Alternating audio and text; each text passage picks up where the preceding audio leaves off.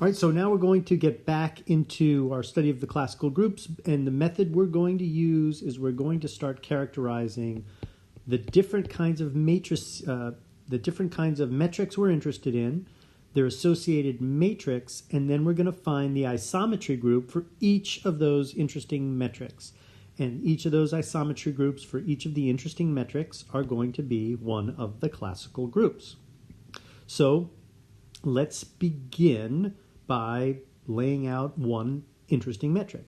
So we'll begin with this metric right here, where the metric takes alpha times a vector v. I should write, so alpha is an element of the field, v, and so is beta. Beta and alpha are elements of the field. V and w are elements of the vector space v.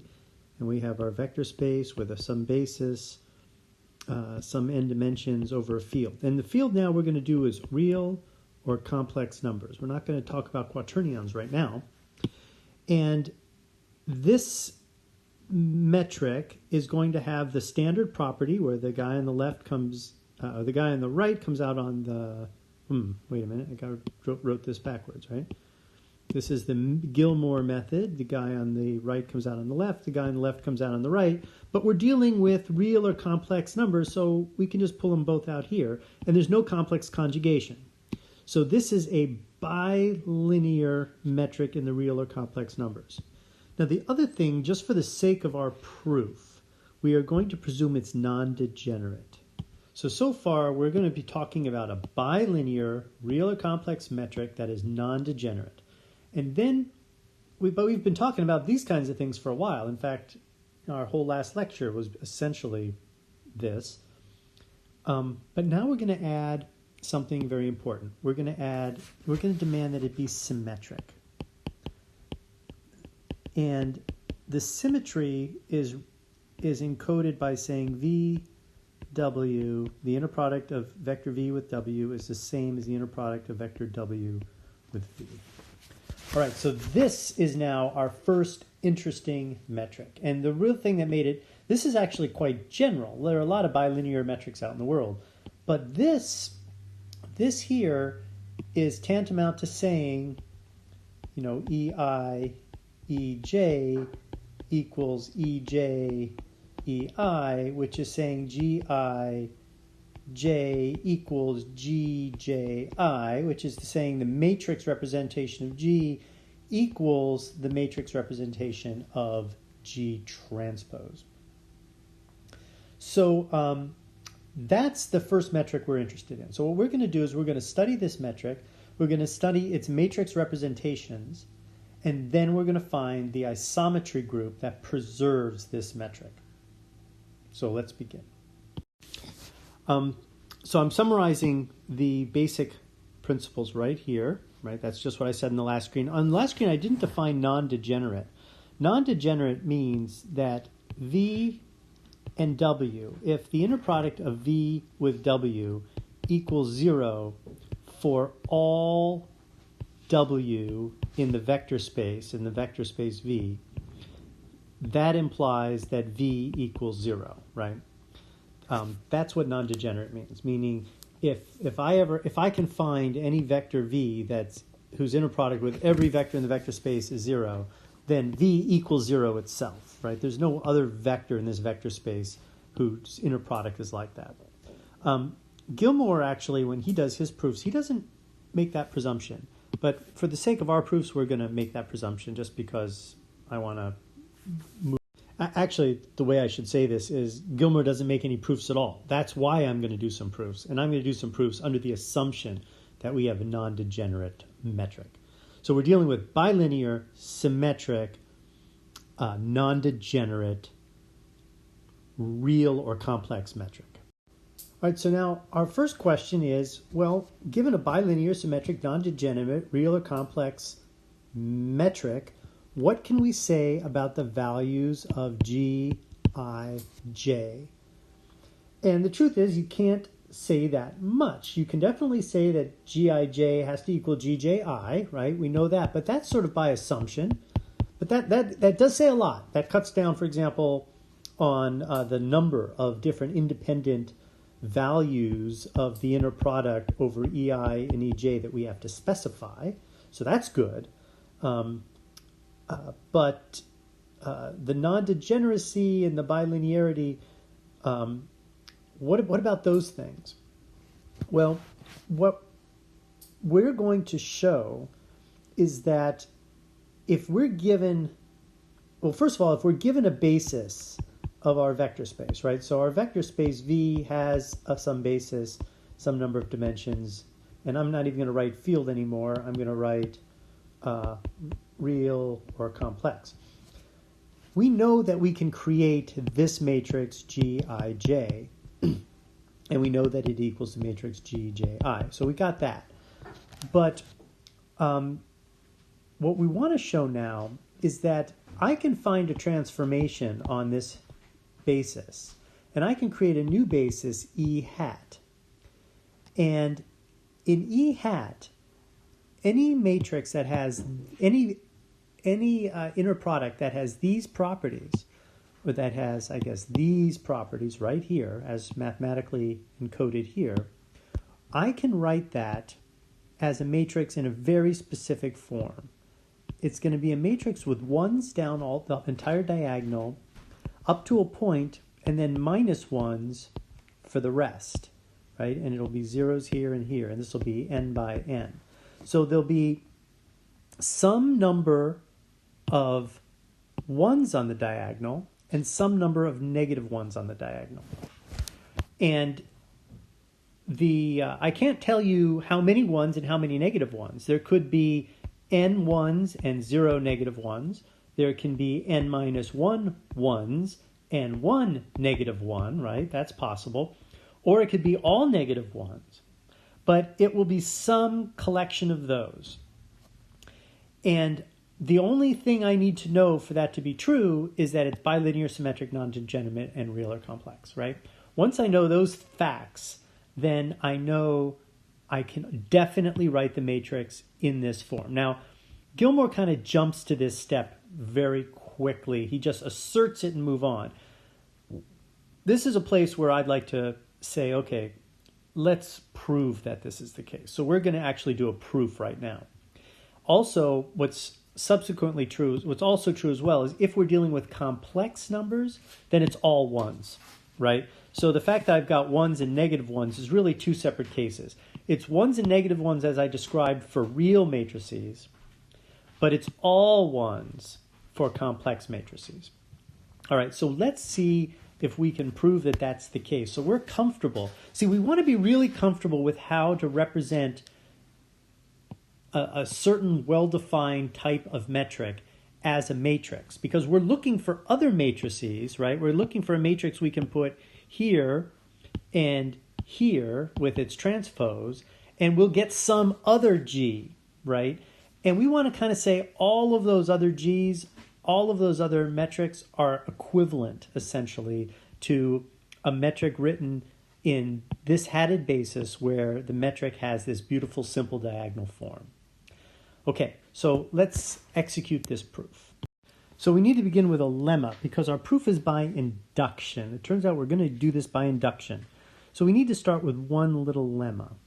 And that lemma is somewhat, you'd think it's obvious, but if the inner product of every vector in the vector space with itself is 0, then the metric's identically 0, right? So what that would mean is that the metric for any two vectors would always be 0. And the way this is shown, and that's true for our metric, right? For our bilinear, symmetric, real or complex metric. And the way you demonstrate that is through this little proof, which I did in green. What I'm going to say is, let's assume this is true.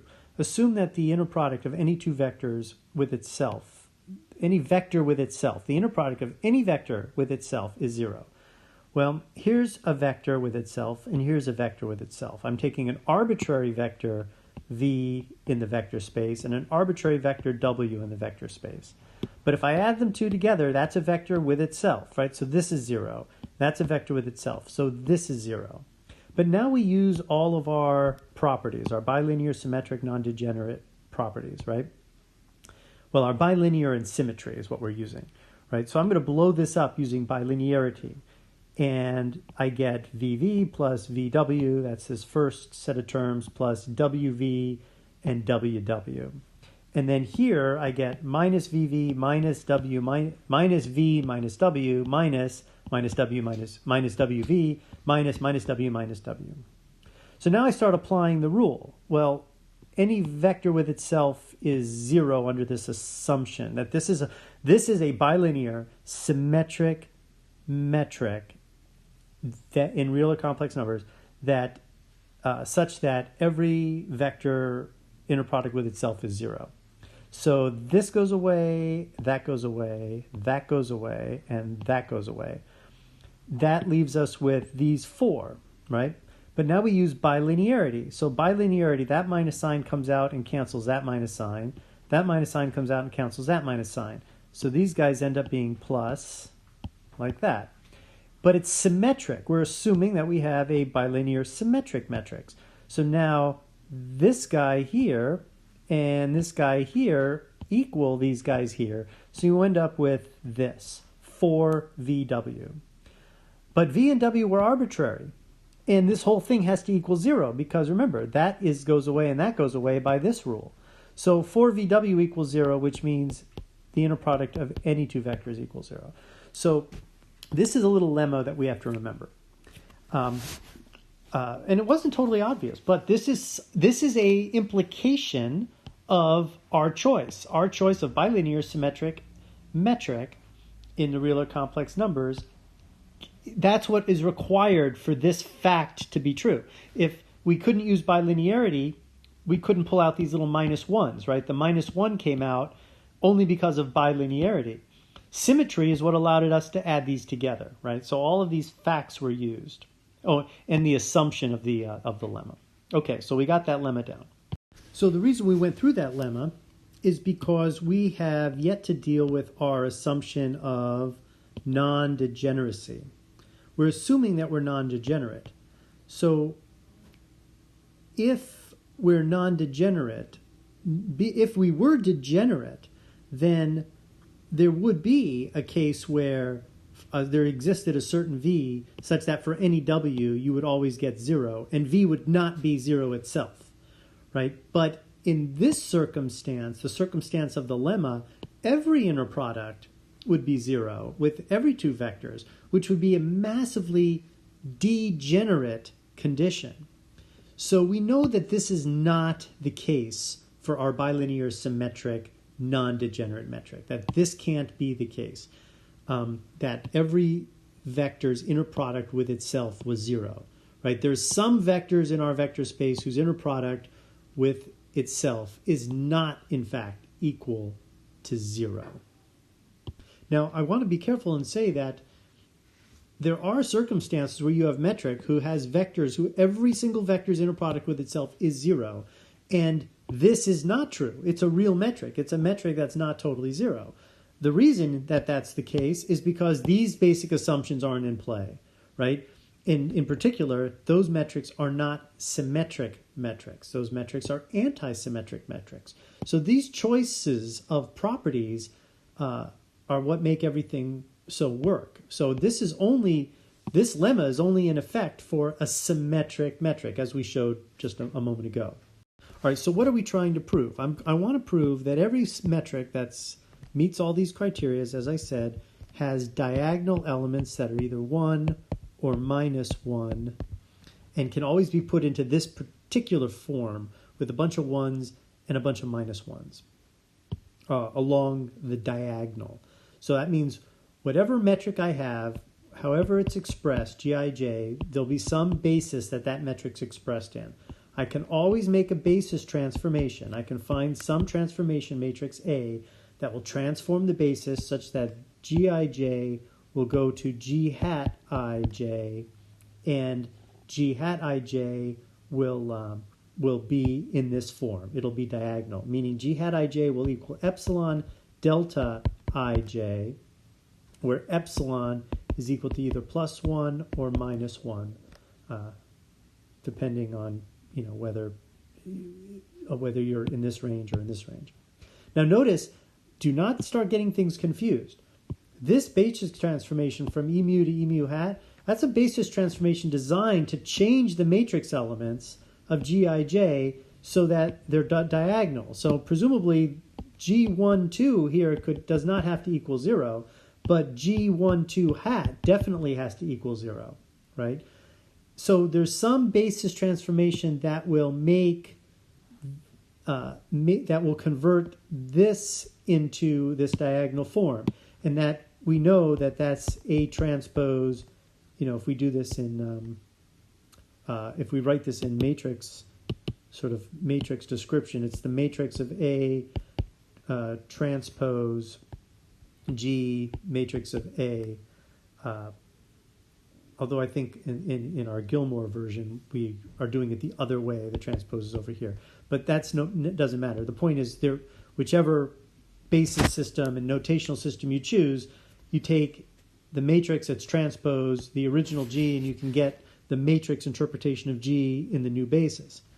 This is not an isometry, right? This is obviously not an isometry because these matrix elements are not the same as those. Do not confuse this basis transformation with the basis transformation of the isometry group that we're after, which is yet to come, right? If A was an isometry, then we would never be able to take Gij of a bilinear symmetric non-degenerate matrix and change it into this form, because clearly there was some non-diagonal form, presumed, and that means there were some non-diagonal elements that were not equal to 0, but clearly all the diagonal elements are equal to 0 here. So this is just a basis transformation to redesign or represent or re-represent the matrix elements of the metric into this diagonal form. And we need to just prove that such a transformation exists for every bilinear, symmetric, and non-degenerate matrix, such that you can always express or represent that metric in this form. Right? So this is not the isometry we're talking about. Once we've represented it in this form, the isometry will change. The isometry will never affect this matrix again. If A was a member of the isometry group, then this matrix here would always look like this. It would never change no matter what A was, as long as A was in the isometry group, right? But as it is, A is not in the isometry group. A is actually changing the representation of the metric to put it in this form.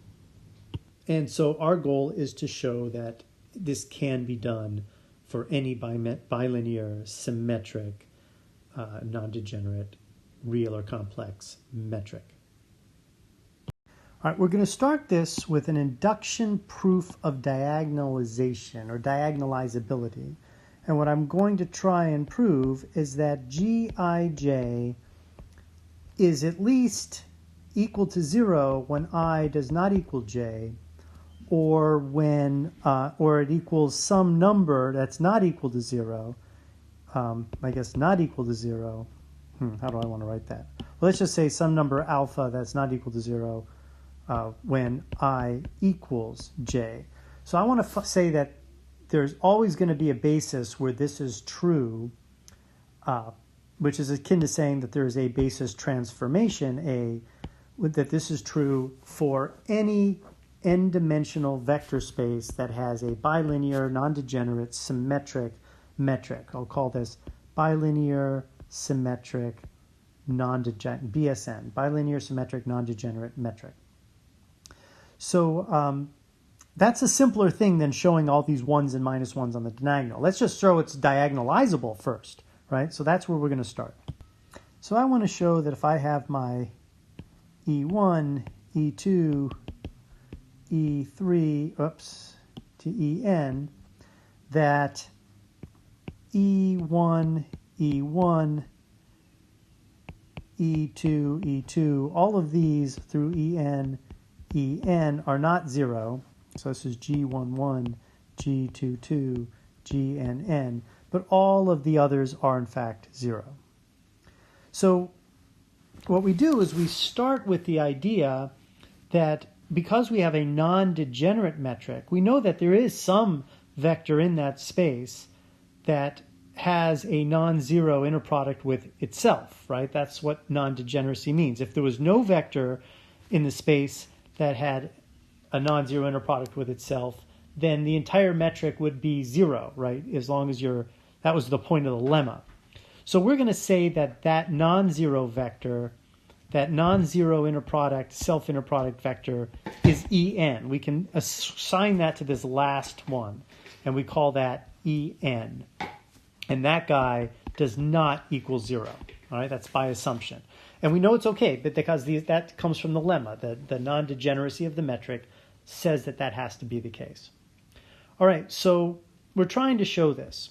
So let's consider the case for n equals 1, right? Well, for n equals 1, we have E1 is not equal 0. That's this statement. Just so happens there are no vectors in front of it because n's 1. So we know that that thing is 0. We know that the matrix representative of that metric, the bilinear symmetric non-degenerate matrix representing the metric for n equals 1 is just the single 1-by-1 matrix with G11 in it. And that is diagonal. So we've shown that for the n equals 1 case, this is actually true. We've demonstrated it true for n equals 1. And that's the first step to an induction proof, if I remember how this all goes. We've shown that it's our requirement that we have a diagonalizable metric under the circumstances of bilinearity, symmetry, and non-degeneracy for n equals 1. Now we assume it's true for the case where the dimensionality is n minus 1. That is, we assume that we can take these basis vectors, line them all up. All of these numbers, these metric matrix elements are going to all be non-zero. All the other ones that aren't listed here will in fact be 0. Therefore, the vector space that has n minus 1 dimensions with a bilinear symmetric and non-degenerate metric, it has to have that, it has to have this, and it has to be n minus 1 dimensional, it will be diagonalizable by assumption. So this is our, I guess, induction assumption. I think they called it that. I think that's when you assume it for n minus 1, you call it the induction assumption. We've proven it for n equals 1. We assume it's true for n equals n minus 1. Now what we need to show is that being true for n minus 1 implies that it's true for n also. And that's the hard part. So we now are investigating a vector space V with some basis E mu in n dimensions, and it has a bilinear symmetric non-degenerate metric. And so this vector space V will still satisfy no matter what, it'll still satisfy the idea that we can line up the basis vectors, and we can always assume that GNN is not equal to 0, right? That's by the non-degeneracy assumption that there's some vector out there whose inner product with itself does not equal 0. If there was no such one, then it would be a degenerate space. That was why we proved that lemma a little earlier. So, but En is going to be that one. So it'll be En inner product En, which is what GNN is. That does not equal 0. So we line it up that way. That doesn't depend on anything. That's just that depends only on the non-degeneracy of the metric, which is assumed. All right, so now I'm going to create a subspace of V called V prime, and V prime is going to be defined as the set of all vectors in V, which I'm going to write my little x. Little x is a vector in V, such that the inner product of those vectors with En, this last basis vector, the one that has an absolutely non-zero GNN, or metric element, its inner product with that basis vector is 0. Another way of saying is X is orthogonal to the subspace spanned by En, right? And orthogonality can only be defined when you have an inner product, right? And this inner product is still the BSN inner product. So this is a subset of V, and it's very special in that everybody in this subset is orthogonal just to this last basis vector. Now I can explicitly construct members of V prime. If this is V prime, I'm going to write down now a member of V prime. Here, X prime is a member of V prime. X prime is the vector X, where X is any element of V, any element of V at all, right? That's why I called this X prime, is to show that I take an element X and I'm finding a version of X that's actually in V prime only. But X is an element of V, and X, as such, may not have this property. It may not be orthogonal to X. In fact, generally, we don't want to pick one that does for the demonstration. So, but X prime is X minus this expression. The top of this expression is the inner product of X with En, and the denominator of the expression is En's inner product with itself. Now we know this isn't 0, right? We set it up that way, right? We chose En to be that we used the non-degeneracy to identify an En where this was not equal to 0, and we made that the last basis vector. So we know that this exists, right? And then En is the vector itself. So this is a vector minus a vector, and that is a vector X prime. Now X prime is in V2, but X prime is also in V prime, because this is going to be true for X prime, and I'll show you right now.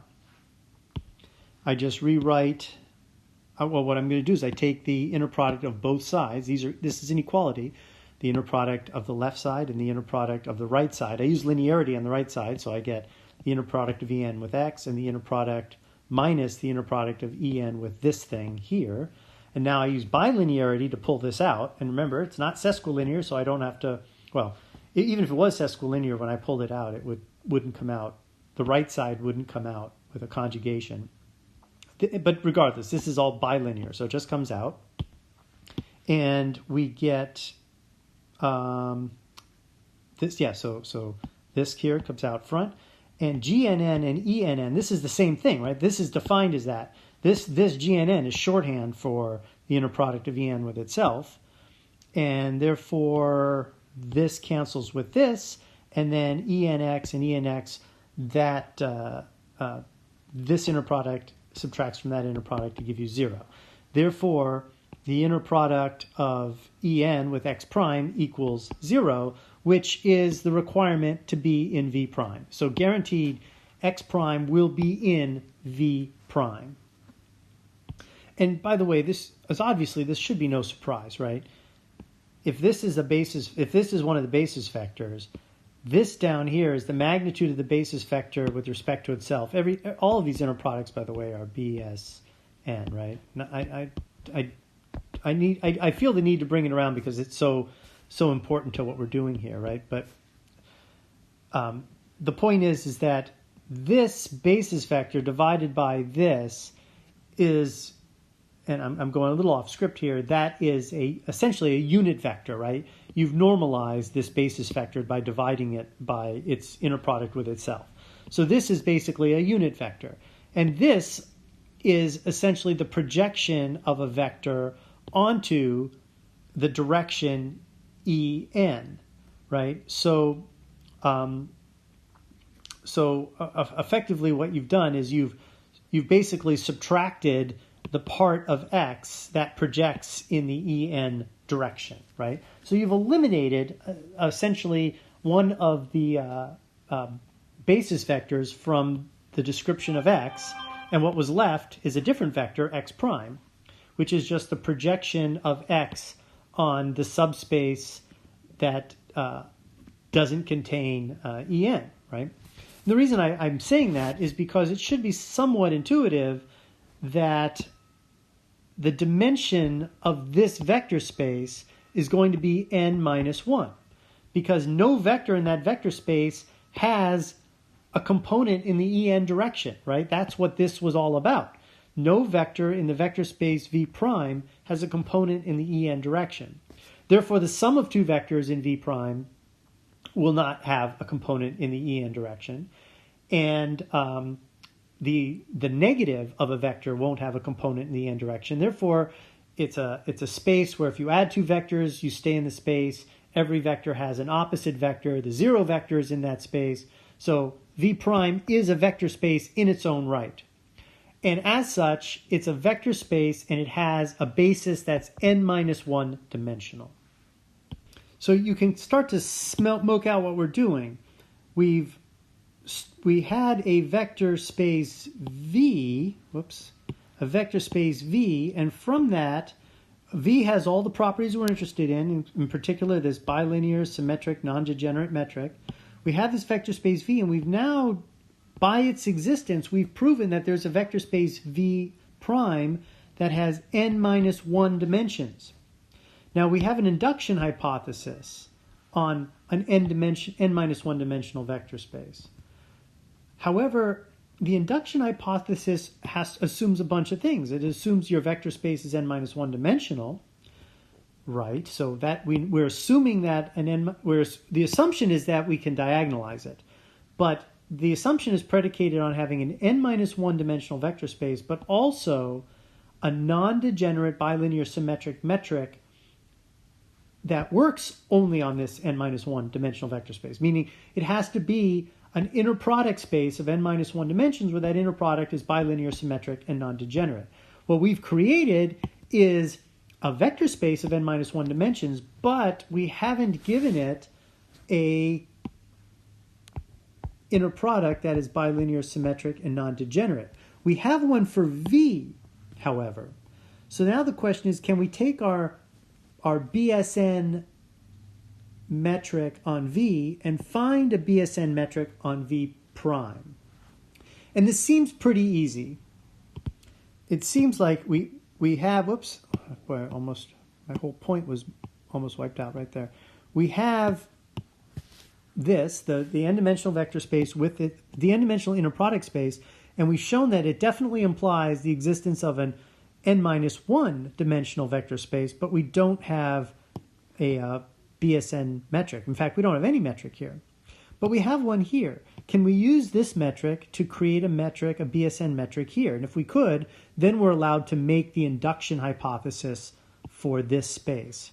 So the obvious thing to try is, what if we just take the BSN metric for V and restrict it to V prime? The way you write the restriction is you put the slash here, and then whatever to the right of the slash represents the restriction. So by saying restricted to V prime, Cartesian product V prime, what I'm saying is you can only put an element of V prime inside this metric. Now it makes sense, right?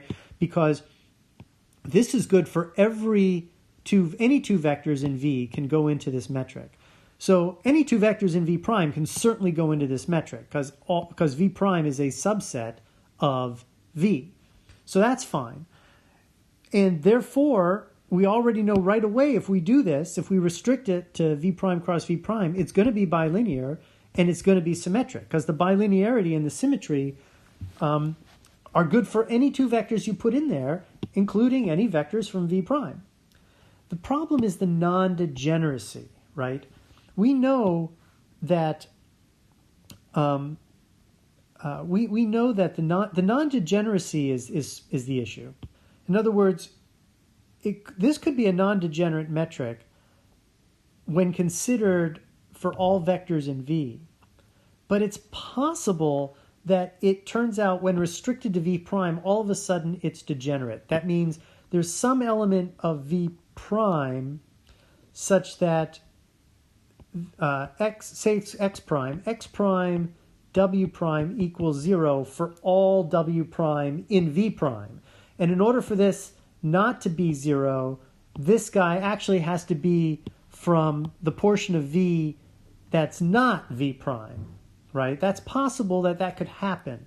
And therefore, if we just restrict it, we may lose this non-degeneracy. So we have to sort of prove that that's not the case. We have to prove that it's obvious that it's bilinear and it's obvious that it's symmetric, but it's not totally obvious that it isn't non-degenerate. So the way we attack that is we say, all right, let's assume it is degenerate here. Assume that I can find an x prime such that for any w prime, you're going to get 0. Well, all right, so now let's look at that x prime, and this is in the one that's restricted to v prime cross v prime. I'm going to suppress the BSN we all know it's bilinear, symmetric, and non-degenerate in V. Now, but we're assuming it is actually degenerate in V prime. But now if I take x prime and I take it with En, right? I know that x prime En equals 0, and this is the full metric. This is the metric in V. And I can do it in V, right? I'm allowed to because x prime is in V, En is in V. So this is now the metric in V. It's obviously not the vector restricted to V prime because En is not in V prime, right? En is, this was meant to be E nu. My nus and my ns sometimes look alike, so I try to really emphasize the straight lines on the ends.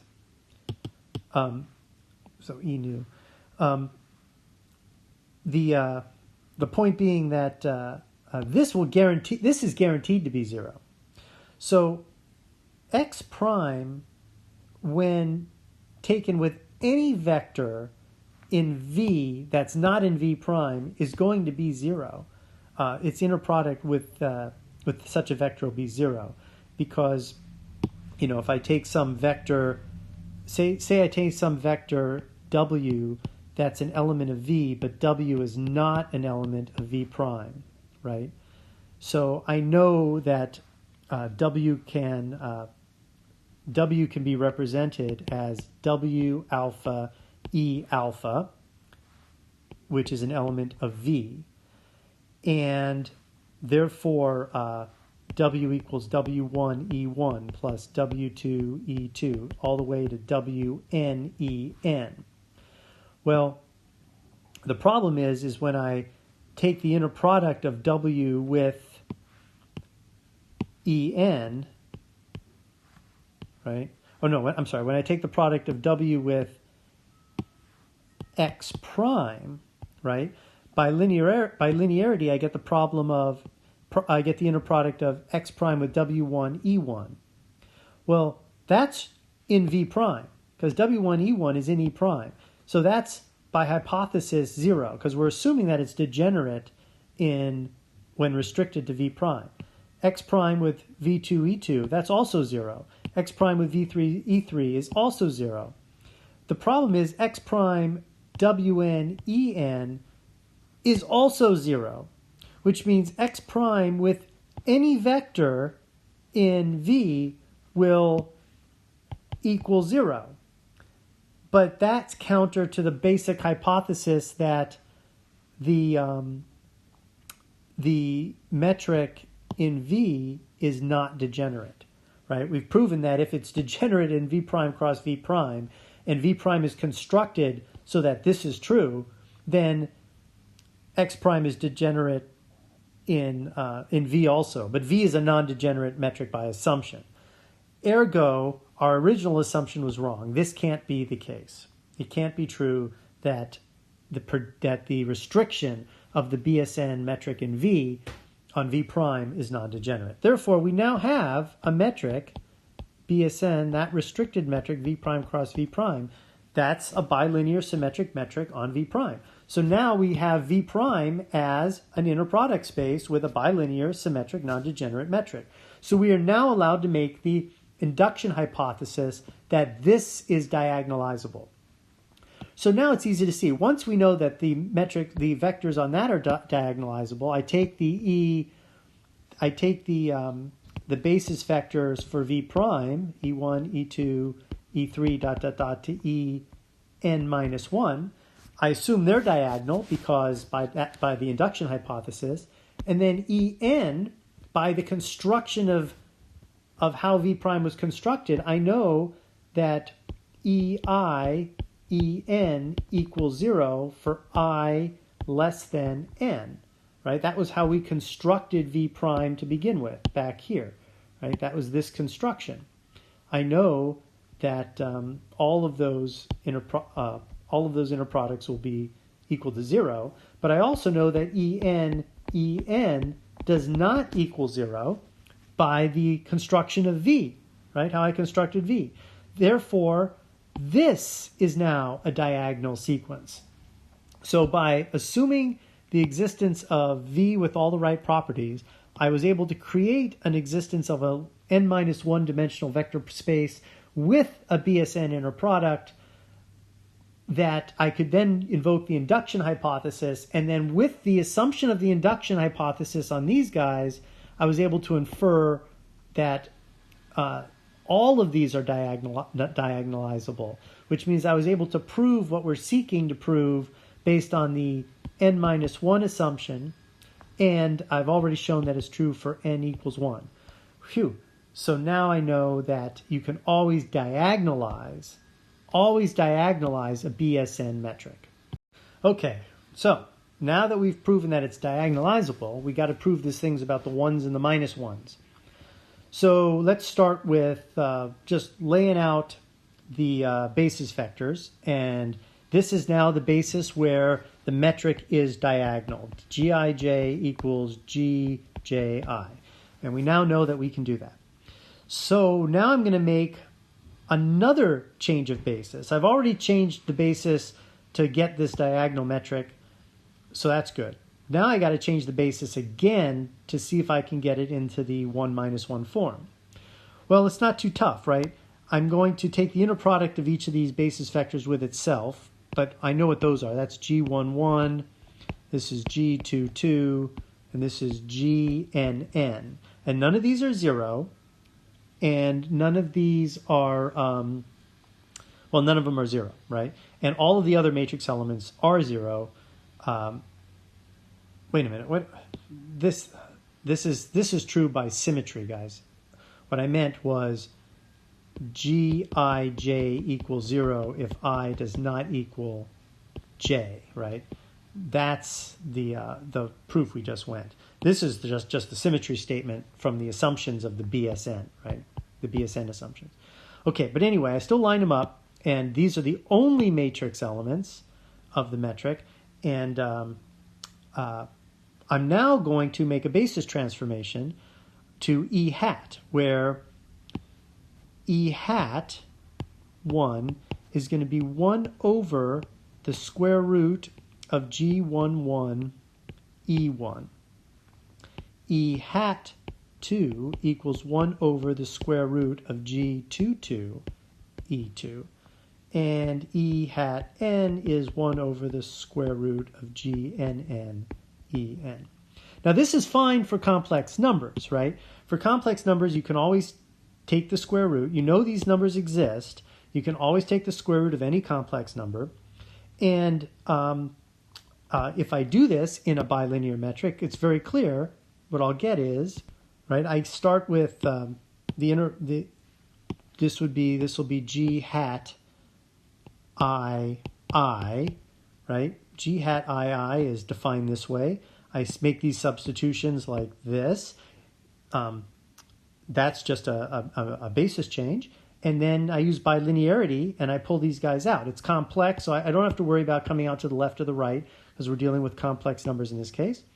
And so I get 1 over G11 times E1, which is G11 over G11, which equals 1. And this is true for every basis vector. Every basis vector is going to work out this way. This is II. I did it in total generality. I lost my I's here. This should have been GII, GII, GII, II. Okay. So, and this is I, and this is I. So, if I'm dealing with complex numbers, because I can take the square root of any complex numbers, I'll always get 1. So this notion of the diagonalizability of things, right, over here where I talked about ones and minus ones, if you're dealing with complex, there are no minus ones. They're all ones. But what if it's real numbers? What if you're dealing with f is the real numbers, right? Well, now I have these basis vectors, and now the problem is I can't always take the square root of this, because if g11 turns out to be negative, I can't take the square root of a negative number and stay in the reals, right? So I have to make a choice. So what I do is, first of all, I diagonalize the basis just like this, and I do all these calculations. Some of these are negative, some of these are positive. Let's draw a line between the negatives and the positives, right? So we'll put all of the positives on this side, negatives on this side. In fact, we'll just go E11 greater than E22, greater than E33, and then that's greater than or greater than EP, greater than EP plus 1, all the way to n. All right, so we just reorder the basis vectors so that, I wrote, this is ridiculous, right? I wrote E1 greater than E2 greater than E3. These are vectors. You can't say E1 is greater than E2 is greater than E3. So what it is I'm going too fast, right? I'm going too fast. What I mean to say is that G11 is greater than G22, which is greater than say dot greater than GPP, which is greater than all the way down to greater than GNN. Okay, that's what I mean. That's the whole point of having these inner products, right? Is you can create a metric, and so you can find the magnitude of any vector, and that's what effectively that's what these are. These are the magnitudes of these basis vectors. So, but these are real numbers now. So, at some point, there's a split. There's those that are greater than 0 and those that are less than 0. For all the ones that are greater than 0, you do exactly what we just did, and you end up with ones. You rescale everything. We do basis transformations, and you end up with GII equals 1. But for P plus 1 all the way to n, you take the square root of negative G, let's say the negative GII on this side of the line. And when you do that, you'll end up with negative GII in the denominator, GII in the numerator, which will be negative 1, right? This will end up being the square root of negative here, the square root of negative here. That'll end up being negative, and this will be negative, and that'll be negative 1 here. So this will be negative 1.